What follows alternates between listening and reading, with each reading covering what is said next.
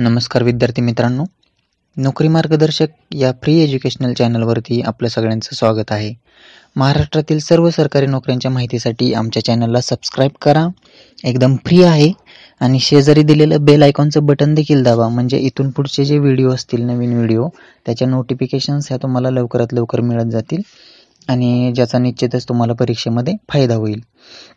मित्रांनो, तुमच्यातले बरेचसे विद्यार्थी हे तलाठी परीक्षेचं प्रिपरेशन करत आहेत, ज्या की सप्टेंबर महिन्यामध्ये होणार आहेत. तर आणि इथून पुढचे जे आपण टॉपिक्स घेणार आहोत ते फक्त तलाठी परीक्षेसाठी मर्यादित नसतील, ज्याचा उपयोग तुम्हाला दुसऱ्या परीक्षेमध्ये देखील होईल. आणि जे बेसिक टॉपिक्स आहेत जे तुम्हाला सर्वच परीक्षांमध्ये ज्याच्यावरती तुम्हाला प्रश्न बघायला मिळतात आणि ते सर्वच विषयांचे असतील, इंग्रजीचे असतील, मराठीचे असतील किंवा गणित बुद्धिमत्तेचे देखील असतील. आणि आपण अशा पद्धतीचे टॉपिक सिलेक्ट केलेले आहेत की जे सर्वच परीक्षांमध्ये असतात आणि जे व्हेरी इम्पॉर्टंट आहेत आणखीन, आणि प्रत्येक परीक्षेमध्ये तुम्हाला त्यावरती प्रश्न हे विचारले जातातच. त्यामुळं असेच आपण सिलेक्टिव्ह टॉपिक्स घेणार आहोत इथून पुढे. तर आज आपण इंग्रजी विषयामधला आर्टिकल्स हा पॉईंट घेणार आहोत. आर्टिकल्स या भागाला विशेष महत्त्व आहे. सरकारी परीक्षेमध्ये सरकारी एक्झाम ज्या असतात आपल्या, तर त्या प्रत्येक तुम्ही बघितलं तर जवळपास मागचे क्वेश्चन पेपर बघितले तर तुम्हाला बघायला मिळेल की 1 ते 2 क्वेश्चन्स हे आर्टिकल्स या भागावरती असतात आणि अतिशय सोपा भाग आहे, तरी देखील मुलांचे इथं मार्क्स जातात. कमीत कमी तलाठी परीक्षेमध्ये तुम्हाला एक प्रश्न हा असतो, कधी कधी 2 प्रश्न देखील असतात, म्हणजे जवळपास तुमचे 4 मार्क्स हे या एका आर्टिकल्स या पॉईंट्सवरती असतात, डिपेंड्स. तर आणि बरीचशी मुलं इथं माहिती असून देखील कन्फ्यूज होतात की कोणतं आर्टिकल्स चूज करायचं, आणि बऱ्याचशा मुलांना माहीत देखील नसतं की म्हणजे कोणतं आर्टिकल्स कधी चूज करतात किंवा कुठेही आर्टिकल्स चूज करत नाहीत. तर तेच आज आपण बघणार आहोत. जसं की तुम्हाला सगळ्यांना माहिती आहे की 3 आर्टिकल्स आहेत, ए, एन आणि तिसरं जे आहे ते द. तर हेच आज आपण बघणार आहोत. आर्टिकल्स चूज करण्यापूर्वी तुम्हाला सगळ्यात पहिल्यांदा माहीत असणं गरजेचं आहे की इंग्रजी विषयामध्ये 26 लेटर्स आहेत आणि या 26 लेटर्समधले 5 जे आहेत ते ओवेल्स आहेत आणि राहिलेले जे आहेत ते कॉन्सोनंट्स आहेत. तर 5 जे आहेत ते AEIOU हे ओवेल्स आहेत, ज्याला मराठीमध्ये आपण स्वर म्हणतो, आणि जे कॉन्सोनंट्स आहेत ते बाकीचे राहिलेले आहेत, त्याला आपण मराठीमध्ये व्यंजन असं म्हणतो. तर हे सुरुवातीला तुम्हाला माहीत असणं गरजेचं आहे.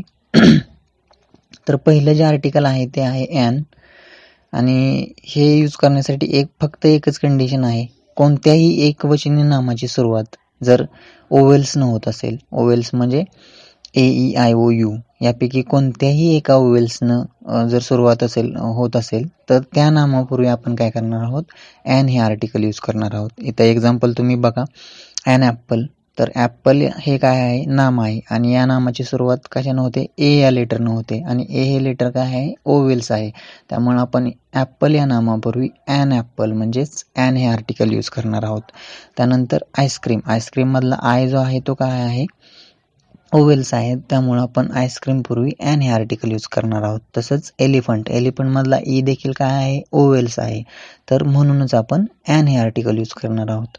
अम्ब्रेलामधला यू देखील ओवेल्स आहे, त्यामुळे आपण ॲन हे आर्टिकल यूज करणार आहोत. तसंच ऑरेंज आणि अँडच्या पूर्वी देखील आपण ॲन हे आर्टिकल यूज करणार आहोत. तर आणि खाली बघितलं तुम्ही तर ऑनेस्ट आणि आवर. तर इथं बघितलं तर तुम्ही एच जो आहे तो कॉन्सनंट्स आहे, तरी देखील आपण इथं ॲन हे आर्टिकल यूज केलेलं आहे. याचं कारण असं आहे की एच आहे तो सायलंट आहे, आणि याचं जर आपण प्रोनाऊन्सिएशन कसं करतो, ऑनेस्ट आणि आवर. तर एच हा सायलंट असल्यामुळं एच नंतरचं जे अक्षर आहे ओ, जे की ओवेल्स आहे, त्यामुळं आपण इथं देखील ॲन हे आर्टिकल यूज करतो. तर अतिशय सोपं असं आर्टिकल आहे हे, आणि फक्त एकच कंडिशन आहे की नामाचं सुरुवातीचं अक्षर हे ओवेल्स असलं पाहिजे, आणि त्यापूर्वी आपण ॲन हे आर्टिकल यूज करतो. तर त्यामुळं कन्फ्यूज होण्याचं काही कारण नाही, अतिशय सोपं असं आर्टिकल आहे. त्यानंतर दुसरा आर्टिकल आहे ए. तर ए हे आर्टिकल यूज करताना प्रामुख्यानं 3 कंडिशन आहेत. पहिलं जनरल म्हणजे ते एक सामान्य नाम असणं गरजेचं आहे. दुसरं आहे कॉन्सनंट्स, म्हणजेच की त्या नामाचं सुरुवातीचं अक्षर जे आहे ते कॉन्सनंट्स असलं पाहिजे, ओवेल्स नसलं पाहिजे. आणि तिसरी जी कंडिशन आहे ती फर्स्ट टाईम म्हणजे त्या नामाचा उल्लेख जर पहिल्यांदाच होत असेल तर त्या नामापूर्वी आपण ए हे आर्टिकल यूज करतो. आता इथं खाली बघितलं ते एक्झाम्पलमध्ये, तर मॅन हे काय आहे, एक सामान्य नाम आहे आणि या नामापूर्वी आपण नामाची सुरुवात कशाने होते तर यम न होते, आणि यम काय आहे, कॉन्सनंट आहे. त्यामुळं आपण काय करतो, अ मॅन, ए हे आर्टिकल यूज करतो. त्यानंतर पेन्सिलमधला पी देखील एक कॉन्सनंट्स आहे. पेन्सिल हे सामान्य नाम आहे म्हणून आपण काय करणार, अ पेन्सिल. बुकमधला बी देखील एक कॉन्सनंट्स आहे. बुक हे सामान्य नाम आहे आणि त्यामुळं बुक पूर्वी आपण काय करतो, ए हे आर्टिकल यूज करतो. तसंच बॉय पूर्वी देखील आपण ए हे आर्टिकल यूज करतो. आता फर्स्ट टाइम म्हणजे काय, तर खाली एक एक्झाम्पल दिलेलं आहे तुम्हाला. I saw a boy, the boy was mad. तर यामध्ये हे 2 वाक्य आहेत. तर ज्यावेळेस आपण बॉयचा पहिल्यांदा उल्लेख केला तर त्यापूर्वी आपण ए हे आर्टिकल यूज केलं. पण बॉयचा ज्यावेळेस आपण दुसऱ्यांदा उल्लेख केला त्यावेळेस आपण द हे आर्टिकल यूज केलं. तर ज्यावेळेस आपण पहिल्यांदा उल्लेख करतो कोणत्याही नामाचा त्यावेळेसच फक्त आणि ए हे आर्टिकल यूज करतो, आणि ज्यावेळेस दुसऱ्यांदा उल्लेख करतो आपण त्यावेळेस द हे आर्टिकल यूज करतो. तर ही सगळ्यात महत्त्वाची कंडिशन आहे, लक्षात ठेवायची तुम्हाला. तर हे झालं एच्या बाबतीत. आणि तिसरं जे आर्टिकल आहे ते आहे द, आपण बघणार आहोत ते. तर द यूज करण्याच्या काही कंडिशन्स आहेत. स्पेसिफिक म्हणजे की एक विशेष नाम असलं पाहिजे. विशेष म्हणजेच की विशेष नद्या असतील, पर्वतरांगा असतील, वर्तमानपत्रे असतील, प्रसिद्ध पुस्तके असतील, दिशा असतील, धर्म असेल, तर याच्यापूर्वी आपण द हे आर्टिकल यूज करतो. सेकंड आहे आणि दुसरं म्हणजेच की सेकंड टाईमचं खाली एक्झाम्पल तुम्हाला दिलेलं आहे, जे की आपण मगाशीच बघितलं. I saw a boy, the boy was mad. आता इथं बॉय हे नाम आहे ज्याचा उल्लेख दुसऱ्या वाक्यामध्ये दुसऱ्यांदा झालेला आहे, त्यामुळे आपण त्याच्यापूर्वी काय करणार, द हे आर्टिकल यूज करणार. तिसरी कंडिशन आहे, नामापूर्वी जर विशेषण असेल तर. विशेषण याचं एक्झाम्पल दिलेलं आहे तुम्हाला, द ग्रेट शिवाजी. आता शिवाजी हे एक नाम आहे ज्याच्यापूर्वी एक ग्रेट हे एक विशेषण आहे. तर नामापूर्वी जर विशेषण असेल तर त्याच्या आधी आपण द हे लावतो, म्हणजे द ग्रेट शिवाजी. आणि चौथी कंडिशन अशी आहे की सुपरलेटिव्ह डिग्री वगैरे असेल तर तिथं आपण म्हणजेच की बेस्ट वगैरे, तर त्याच्या आधी आपण द हे आर्टिकल यूज करतो. तर एवढ्या कंडिशन आहेत तुम्हाला द हे आर्टिकल यूज करताना. आणि याची एक्झाम्पल आपण बघणार आहोत. द गोदावरी असेल, द गंगा असेल, the Himalaya, the earth, the Bible, the most beautiful, the east. तर द गोदावरी, आता गोदावरी एक प्रसिद्ध नदी आहे. द गंगा ही देखील नदी आहे. द हिमालय एक पर्वत आहे. द अर्थ, द बायबल एक ग्रंथ आहे. तर द मोस्ट ब्युटिफुल, तर द ईस्ट ही एक दिशा आहे. तर अशा ठिकाणी आपण द हे आर्टिकल यूज करतो. आता प्रामुख्यानं मुलं कन्फ्यूज कुठं होतात की द ईस्टमधला ई जो आहे तो ओवेल्स आहे, परंतु इथं देखील मुलं कन्फ्यूज होतात की त्यांना वाटतं ॲन ईस्ट वगैरे असेल का, नाही. तर आपल्याला लक्षात ठेवायचं की दिशा ज्यावेळेस असतात, कोणत्याही दिशेचा उल्लेख असतो त्यापूर्वी आपण द हे आर्टिकल यूज करतो.